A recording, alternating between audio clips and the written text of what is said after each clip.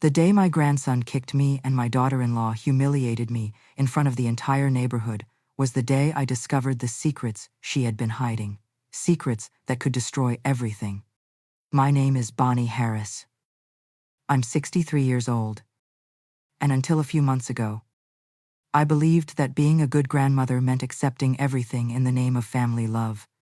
Now, sitting in my small living room in Cleveland, Ohio, with my usual calm composure, I can say that belief almost broke me completely. I've always been a strong woman, not someone who bows easily. I raised my son Michael on my own and learned to swallow my pride to keep peace in the family.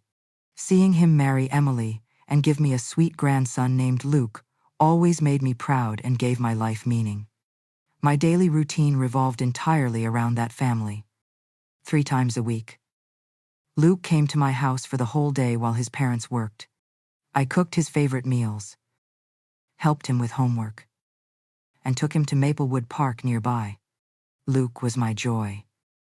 The reason I got up early every morning. But in the past few months, something in that boy changed completely.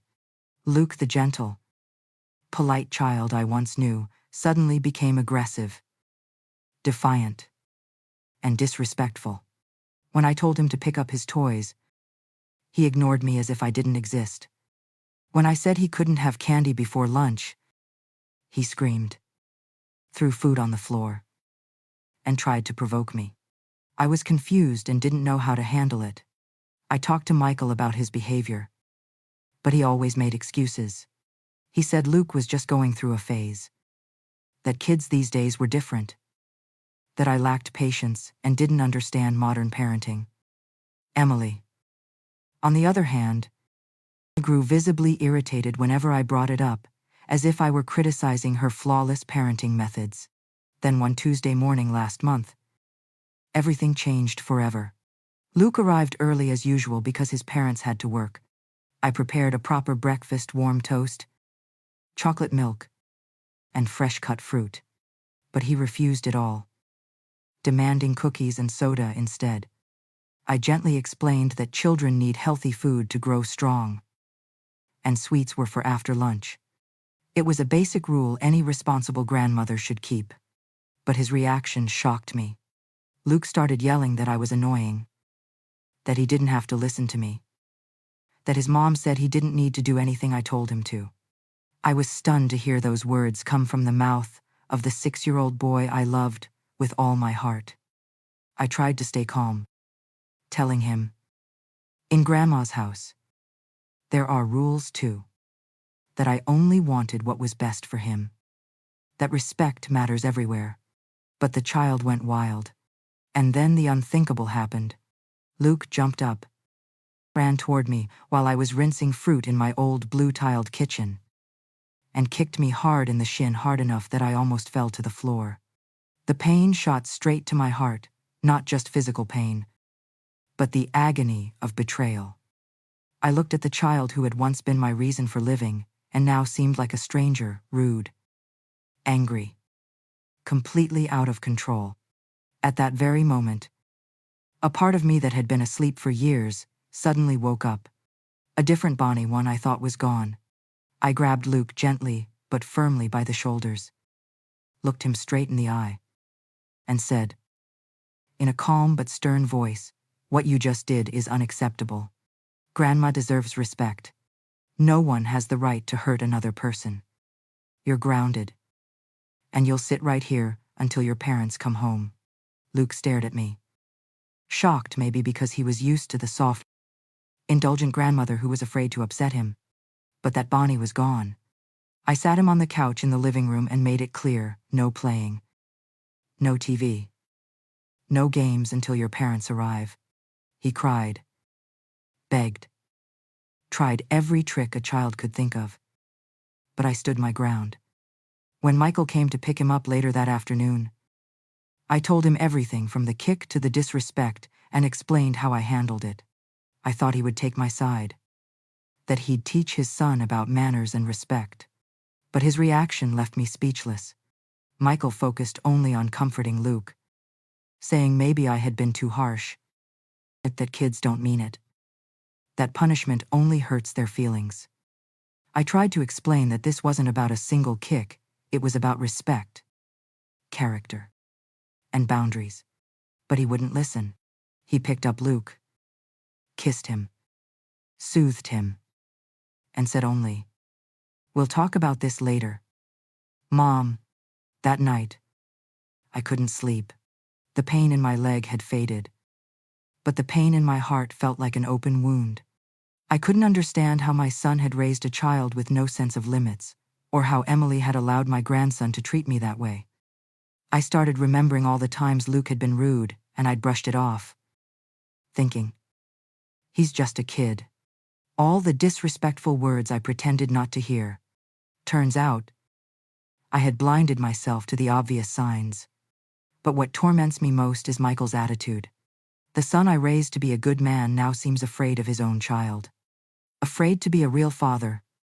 That whole night, I tossed and turned, asking myself, where did I go wrong? As a mother, as a grandmother, had I really spoiled him too much before? Was I being too harsh now?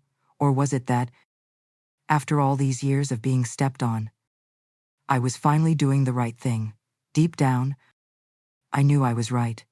A child who dares to kick his grandmother must be taught immediately that such behavior is unacceptable, no matter the circumstances.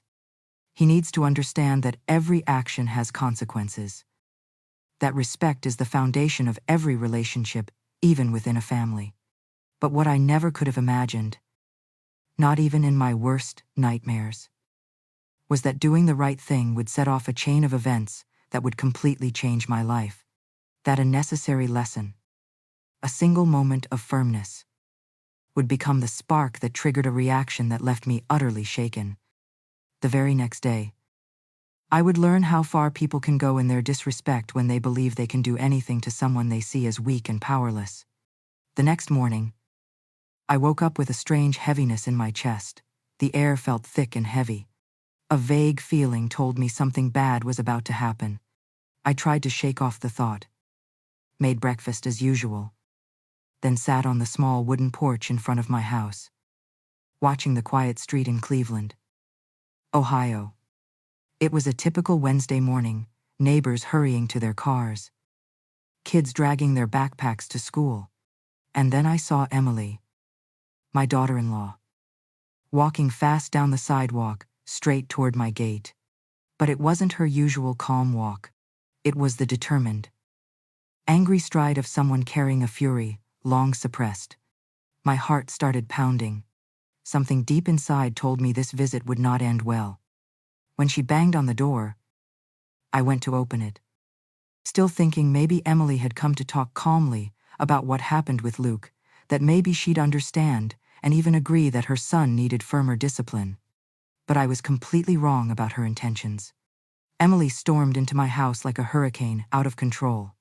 Her eyes were burning red with anger, her voice shaking with rage that had been held back too long. She started screaming, saying I had no right to mistreat her son, that I was a bitter old woman taking out my frustrations on an innocent child. I tried to stay calm, to explain everything clearly. But she didn't listen to a single word. She shouted that Luke had come home crying, saying his mean grandma had punished him all day for no reason. That I was cruel, heartless, and knew nothing about children.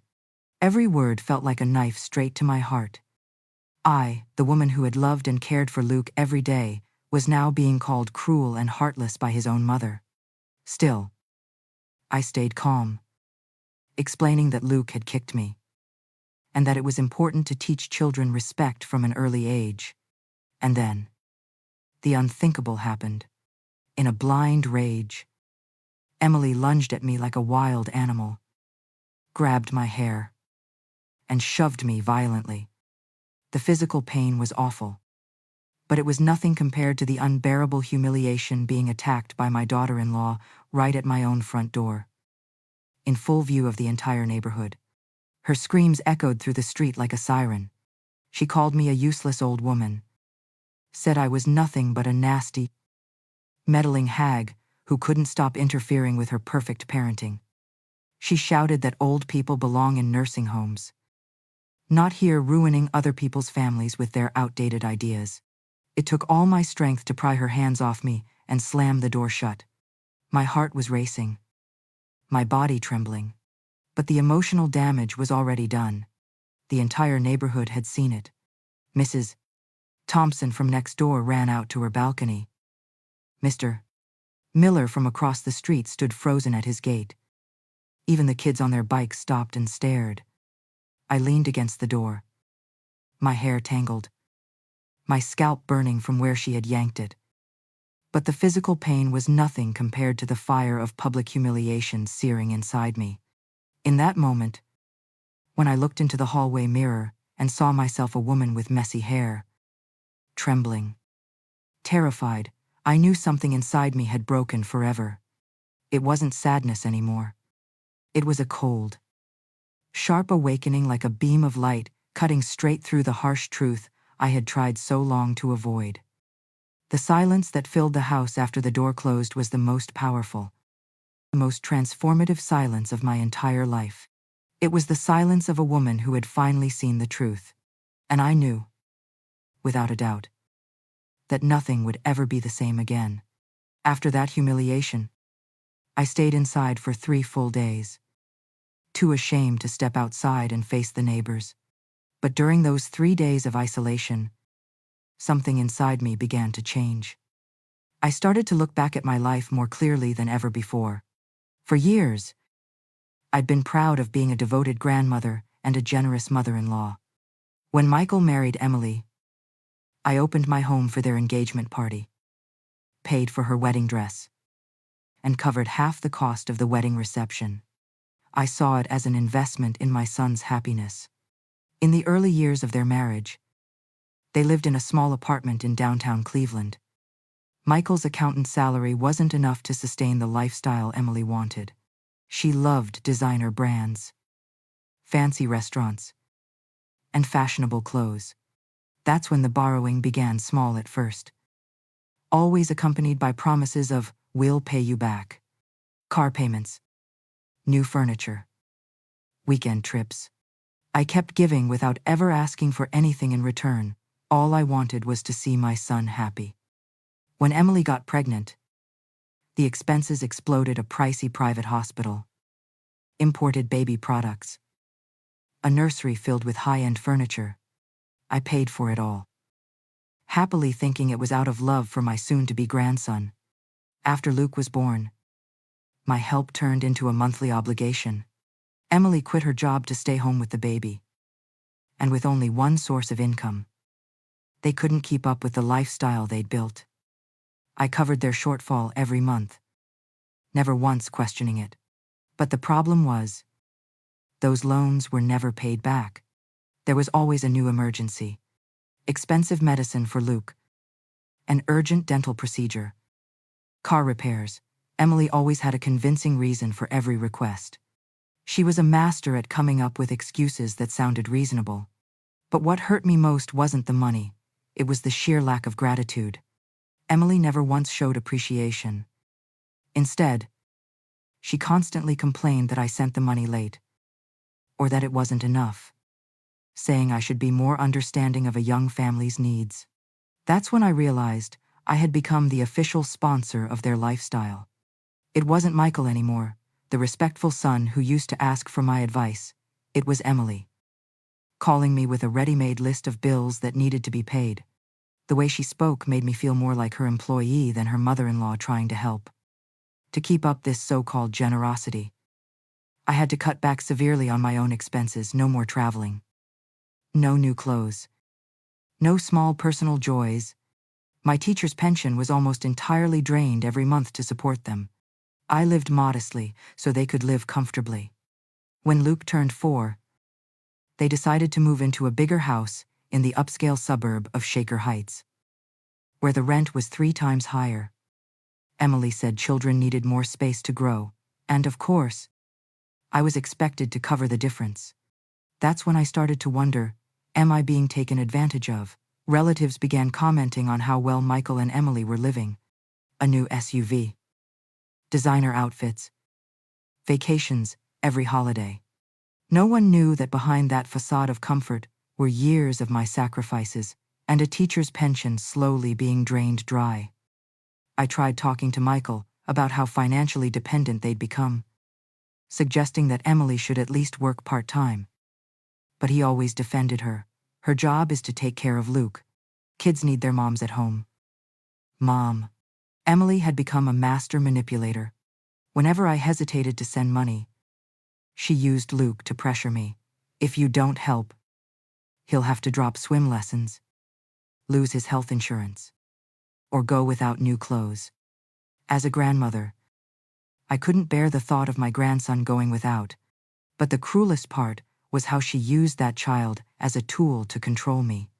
Whenever I delayed transferring money, she'd say in front of Luke, "Grandma's late with the family's paycheck again." Luke grew up believing that my financial support was something he was entitled to.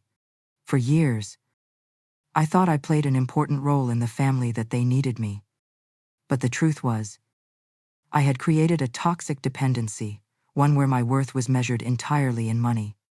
Emily had turned the act of squeezing money out of me into something close to a professional system. She'd make spending spreadsheets, send them by text, and set due dates for payment. I was nothing more than their personal bank. What I didn't realize was that while I was sacrificing, they were growing more and more contemptuous of me. My opinions were ignored, my advice dismissed, and my presence merely tolerated, but only when I came with an envelope of cash. I had bought myself a place in the family, but I had never bought their respect. At church gatherings, I would quietly watch other mothers-in-law women who gave no financial support, yet were listened to, respected, and had a say in raising their grandchildren. Meanwhile, I was the opposite. I had money, but no voice. A bank account, but no dignity. Michael genuinely didn't seem to see anything wrong. He had grown so used to my help that he no longer viewed it as a burden. In his eyes, I was simply a generous mother. Always there, not being taken advantage of. Just being loving. But Emily knew exactly what she was doing. She had built an entire lifestyle on my money and kept that supply line running smoothly. She acted calm and calculated, never too friendly to form a bond, but never too rude to risk losing her funding.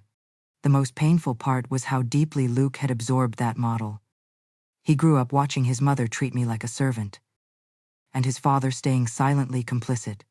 So to him, disrespecting Grandma was normal, because in that house, no one truly respected me at all. I had become invisible as a person. All that remained was Grandma the bank, the sponsoring mother-in-law, a permanent source of money that wasn't allowed to complain or feel anything. My personality, emotions, and dignity, all swallowed up by the role of the provider. For years, I lied to myself that it was love that every mother sacrifices for her children, that every grandmother gives up something for her grandchild. But the truth was, I was being systematically exploited, and I had convinced myself that it was normal. Emily's attack was only the final drop in a long, overflowing cup of humiliation.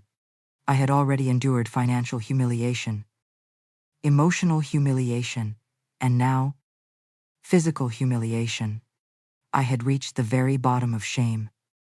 The 3 days I locked myself inside, refusing to step out.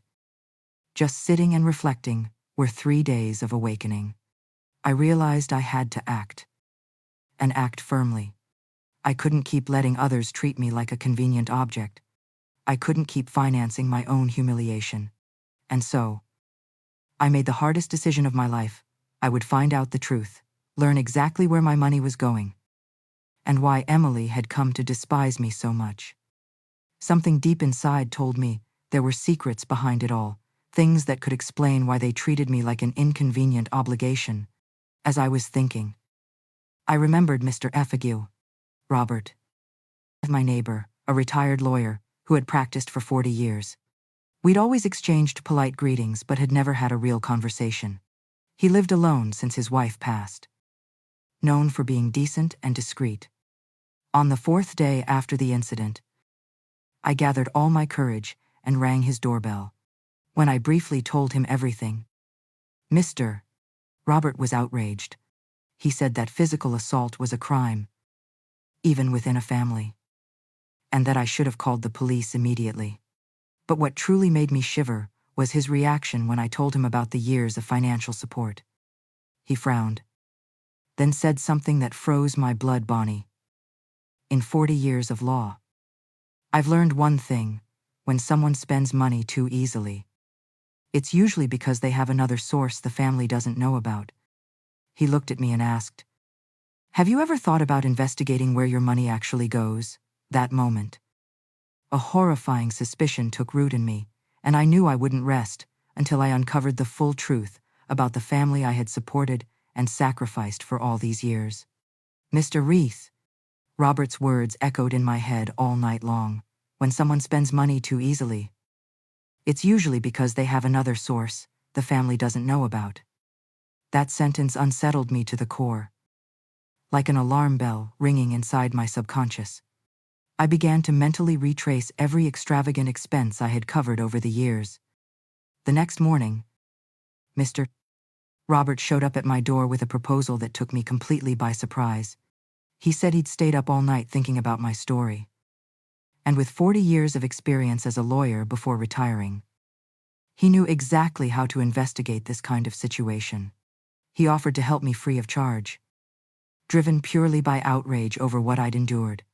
The first thing Mr. Robert taught me was how to organize every bank transfer I had made over the past 3 years.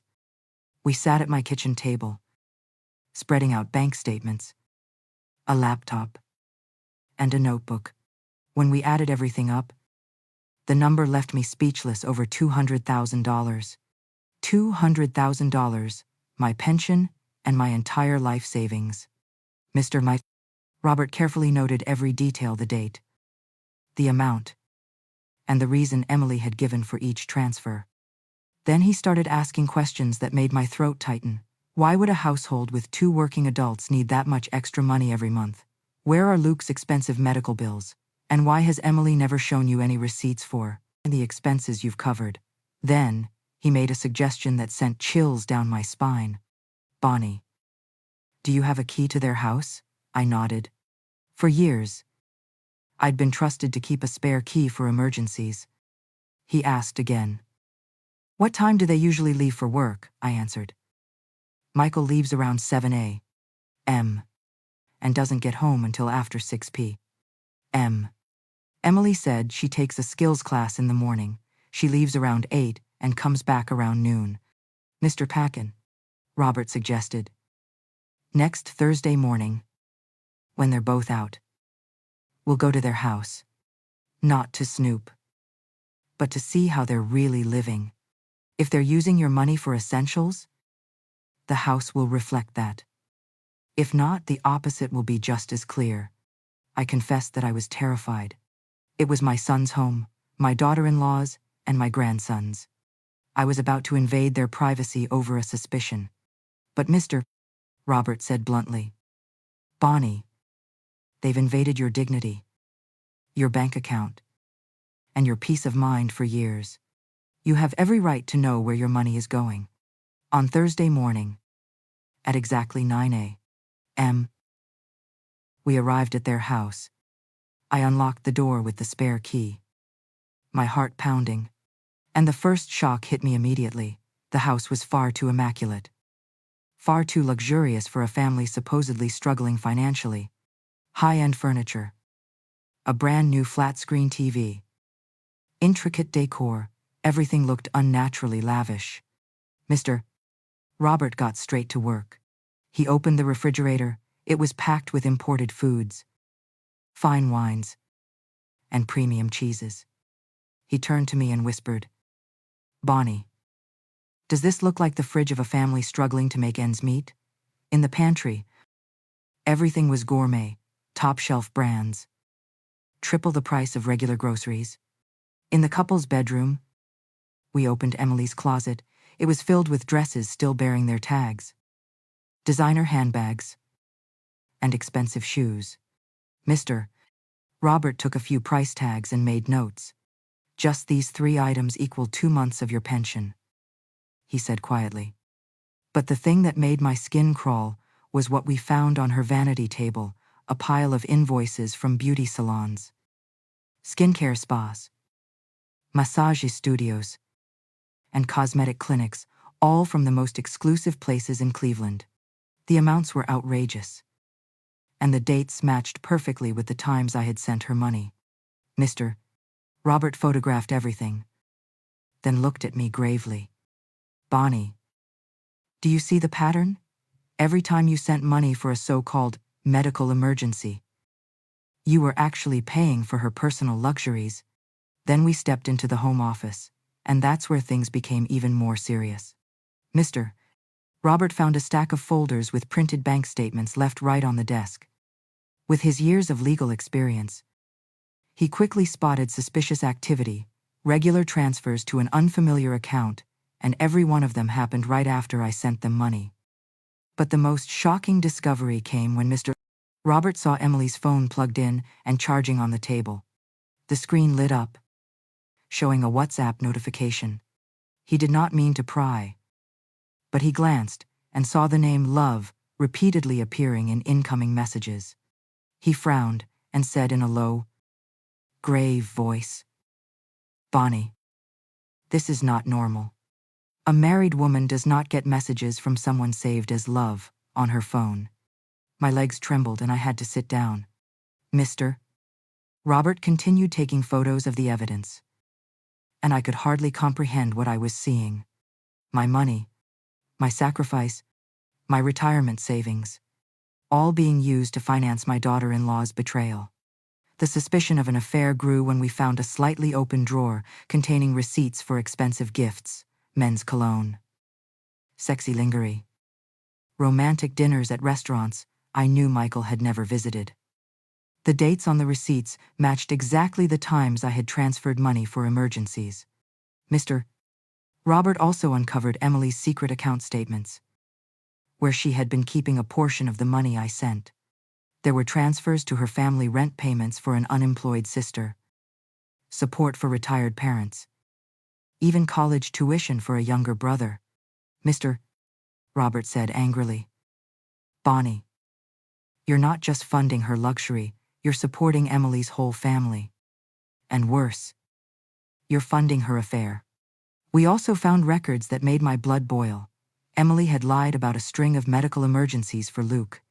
The private health insurance I paid monthly, it didn't exist. The boy was always enrolled in the public health system. The tests, appointments, and special prescriptions were all fabricated to extract money from me. Worse still, Mr. Robert found a small notebook where Emily had written detailed monthly scripts of lies to trick me. July car broke down Luke's meds. August dentist, urgent house repairs. September school clothes, overdue electric bill. Everything was planned meticulously like a fraud project. Then Mr. Robert uncovered something even more serious: loan documents in which Emily had used my name as guarantor. Forged my signature without my knowledge. If she failed to repay those loans, I would be taken to court. When we finished checking everything, I was completely devastated. I had not only lost money, I had lost dignity, respect, and trust. For years, I had been treated like a gullible old woman who could be cheated with no consequences. Mr. Mated. Robert compiled all the evidence into a file and said, "Bonnie, what we have here is enough to destroy their marriage and sue Emily for fraud. She has committed multiple crimes, forging signatures, embezzlement, and using false documents." We left the house in complete silence. I was still dazed, trying to digest the scale of the betrayal I had uncovered. It was not just an affair, but a web of lies, manipulation, and financial crime, all built on my back. That evening, Mr. Robert came to my house with all the evidence organized chronologically. He showed me how Emily had constructed a sophisticated fraud scheme using the tactic of constantly changing reasons, never requesting too much money at once. and always keeping Michael unaware of the true amounts I had sent. "Bonnie," he said, "you are the victim of a professional criminal. Emily is not just an ungrateful daughter-in-law, she is a fraudster who targeted you years ago." He put a gentle hand on my shoulder, his voice full of sympathy. At that moment, I made the most important decision of my life. I would not only expose Emily, I would destroy the entire house of lies she had built with my money. I would make Michael see the true woman he still called his wife. "Mr. Robert proposed. "We will stage a family meeting next Saturday. Invite Michael and Emily over. Pretending it's a normal conversation. Once they sit down, we present the evidence. They won't be able to deny it." That evening, I called Michael and asked him to bring Emily over on Saturday afternoon, saying I wanted to clear up a few small misunderstandings. He agreed right away, probably thinking I was planning to apologize for scolding Luke. That everything would go back to normal. That I'd become the same sweet, submissive Bonnie I used to be. They had no idea that the old Bonnie had died the day Emily slapped me in front of the neighbors. The woman they would meet on Saturday was no longer the patient, gentle mother. She was someone else, calm, sharp, and ready to reclaim justice. That morning, I woke up with an unusual sense of peace, a feeling I couldn't even remember when I last had. All the months of pain and humiliation seemed to crystallize into a cold, razor-sharp determination. At exactly 2 p.m., Mr. Robert arrived, carrying a briefcase filled with all the evidence and a small voice recorder. He said he needed to record the entire conversation to protect me legally. At 3 p.m., Michael and Emily showed up. Luke wasn't with them, he was at a friend's house, which was perfect. Emily walked in with her usual air of arrogance, as if nothing had ever happened. Michael looked uneasy, probably still haunted by the previous confrontation. I served them coffee and cookies, behaving politely and graciously, like any hostess would. I introduced Mr. Robert simply as my neighbor, who's helping me with a few things. Emily greeted him curtly, clearly annoyed that a third person was present. I began speaking in a calm tone. "These past few days, I've been thinking a lot. I just want to understand better how the money I've been sending has been used. I've always helped from the heart. But lately, I feel it might not have been spent the right way." Emily relaxed a little, thinking I just wanted to have a friendly talk about finances. But right then, Mr. Robert opened his briefcase and said evenly, "Emily, can you explain these receipts?" He laid out the spa bills, fashion store invoices, and fine dining receipts on the table. Emily's face went pale instantly. Michael stared at the pile of papers, not understanding what was going on. "What are these, Emily?" he asked. She stammered, claiming they were just old personal expenses. Unimportant. But Mr. Robert didn't let her off easily. "No, Emily, all of these dates match exactly the times when Mrs. Bonnie transferred you money." The air in the room shifted. Michael picked up one receipt, a $500 skincare treatment done right after the day I had sent money to buy medicine for Luke. "Emily." Michael's voice trembled. "That was the day you said Luke needed special antibiotics." Emily snapped back, saying that married women also deserved self-care. Deserved to feel beautiful. But Mr.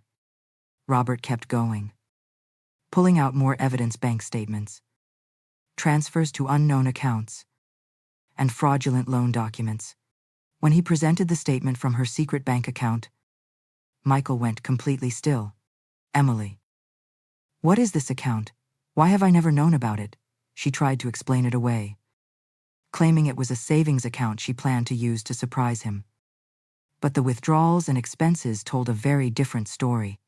The most painful moment came when Mr. Robert placed a loan agreement on the table, with my name listed as guarantor and my signature forged.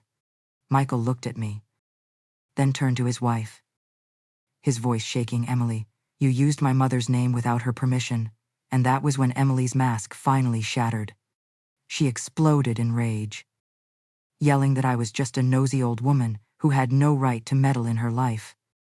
She shouted that the money I'd given was nothing compared to everything she'd done for the family, that I should be grateful to have a daughter-in-law and a grandson who put up with me. Put up with. I will never forget those words. Mr. Robert stood up, his voice cutting through the room, cold and firm. Emily, you assaulted a 63-year-old woman in front of neighbors. You forged documents, opened secret accounts, and deceived your mother-in-law for years. That's not putting up with someone that's criminal behavior. Michael completely broke down, burying his face in his hands. When Mr. Robert placed in front of him the receipts for men's gifts and lingerie bought with my money, Michael looked at Emily with an expression I will never forget. Emily, who are these things for? She lied once again, saying they were hers and that the men's cologne was a gift for Michael. But Mr. Robert had already noted the dates, proving those gifts were purchased exactly when Michael was away on business. The confrontation grew more suffocating and tense when Michael discovered that the morning class Emily always talked about never existed. Mr. Robert had called the center himself and confirmed she had never been enrolled. Emily, where do you go every morning when you leave the house? He asked, his voice cold as steel. And that was when Emily made her final mistake. In a burst of rage, she screamed that she didn't owe anyone an explanation, that she was tired of pretending to be the perfect wife, that she deserved to be happy even if it meant leaving this suffocating family. Those words came out before she could stop herself. The room fell into a thick, heavy silence. Michael looked at his wife as if she were a stranger. Emily, are you cheating on me? The question came out like a desperate whisper. Mr. Wayne. Robert seized the moment and placed one last piece of evidence on the table, photos of the WhatsApp notifications from a contact saved as love. Michael, he said, your wife has been receiving messages from a man saved as love. Do you think that's normal? Emily tried to deny it, claiming it was just a friend. But Michael grabbed her phone, and right before his eyes, another message lit up, words filled with intimacy and affection. Impossible to mistake.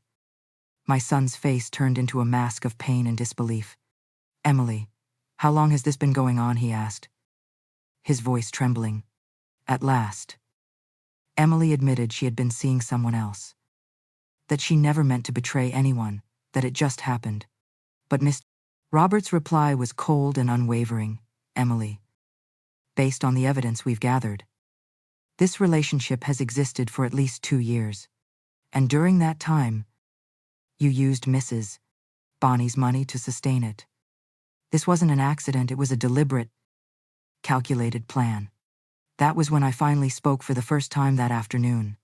My voice was calm, steady, without a hint of fear. Emily, you hit me because I scolded your child, a scolding he needed. You humiliated me in front of the entire neighborhood. But now I understand why you thought you could do that. I looked straight into her eyes and said, slowly and clearly, you thought I was a foolish old woman who would never find out anything. You thought you could use me, deceive me, drain me of my money, and that I would always stay there, your endless source of cash. You completely underestimated the woman I truly am. Michael sat there silently, tears falling, still holding the papers that proved years of betrayal and deceit. Mom, I didn't know any of this. If I had known she was doing this to you, to our family, Mr. Robert placed a hand on Michael's shoulder and said softly but firmly, Michael, your mother doesn't want to destroy you. She just wants you to see the truth so you can make the right decision for your future and for Luke's. Realizing she had lost all control, Emily tried one last emotional card. She said, Luke will lose his mother. That families shouldn't turn their backs on each other. That forgiveness is a virtue. But Mr. Robert replied firmly, Emily, you abandoned this family long ago, the day you chose to betray and steal from them. Mrs. 19 Mrs. Bonnie isn't destroying anything. She's exposing the destruction you caused yourself. Michael stood up from his chair, hands trembling, eyes red with tears. Emily, I need time to process all of this. Right now, I can't even look at you. Then he turned to me, his voice breaking. Mom, please forgive me. Forgive me for ever doubting you, for not seeing what was really happening. In that moment, I felt a peace I hadn't known in years. It wasn't revenge, and it wasn't satisfaction. It was the feeling that truth had finally prevailed, that I had reclaimed my dignity. Mr. Robert carefully gathered all the documents, then spoke slowly, his deep voice steady and clear. Michael, this evidence is enough for several criminal charges and for a justified divorce case.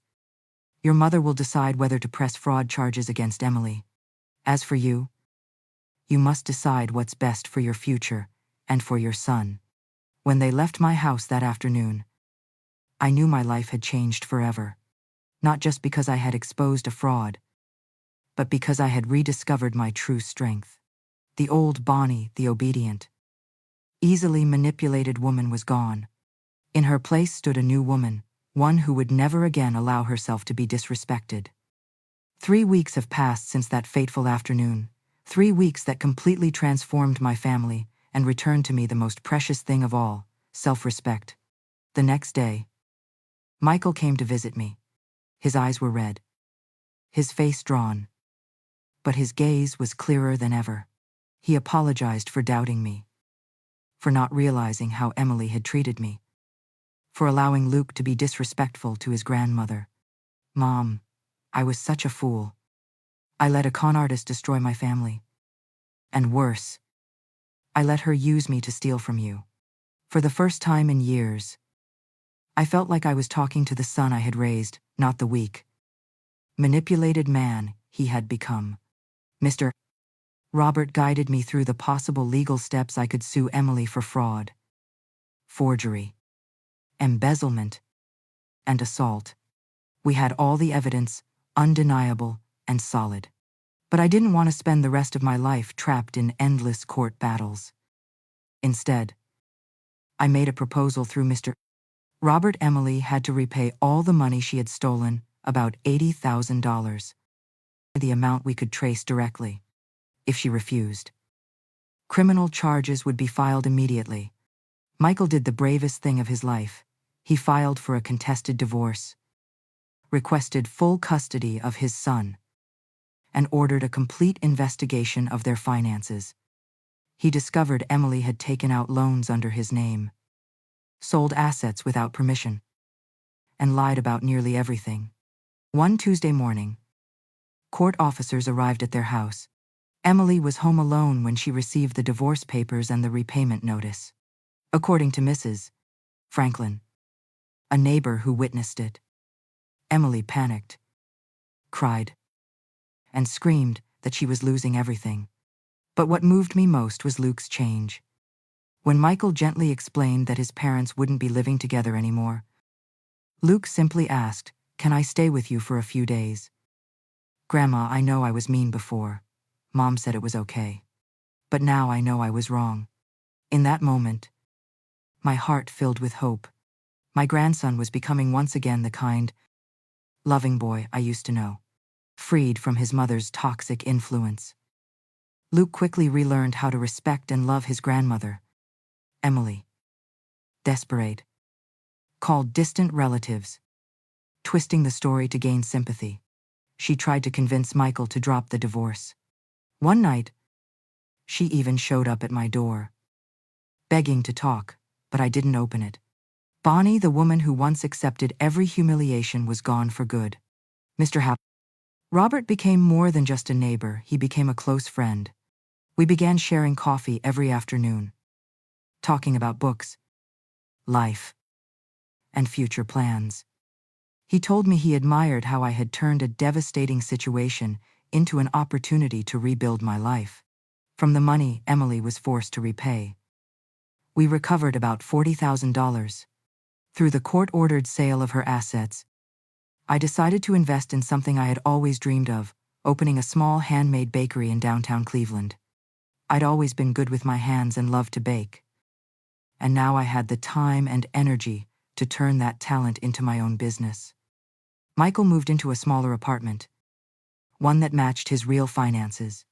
Without Emily's extravagant spending, he realized that on his salary alone, he could live comfortably. Luke adjusted beautifully to the new life, a few days with his father, and a few days with me, and he seemed happier than ever, free from the tension that once filled their home. But the biggest change came from within me. At 63, I rediscovered who I truly am: an independent, strong, respected woman. My little bakery in Cleveland is thriving. I've made new friends, joined community activities. I'm no longer just Michael's mother or Luke's grandmother. I'm Bonnie, a woman with a career and a life of her own. Emily eventually left Ohio. She couldn't pay off her debts, lost her house, lost her car, and was forced to return to her old hometown. The man she had the affair with disappeared the moment the money ran out, a true opportunist. She tried calling Luke a few times, but Michael insisted that she could only see her son under supervision, until she could prove she had truly changed. What brings me the greatest peace is watching Luke grow up in a healthy environment. No longer spoiled or without discipline. He's learning important values: respecting his elders, taking responsibility, and living honestly. When he's with me, Luke helps out at the bakery, greets customers politely, and I feel such pride watching him grow a little more each day. Mr. Robert, my friend, my mentor, often reminds me, courage isn't the absence of fear, it's acting in spite of it. I used to be afraid of facing Emily, afraid of the truth, afraid of breaking the family apart. But it was taking action, despite that fear, that gave me something far greater than false peace. It gave me back my dignity. Now, every morning, when I wake up, I feel a sense of energy I haven't felt in years. I have plans, dreams, and goals. I no longer wait for scraps of affection from people who don't respect me. I've built a life grounded in genuine love, meaningful work, and self-respect. Sometimes, when I walk down the street, people still mention the scandal from that day outside my house.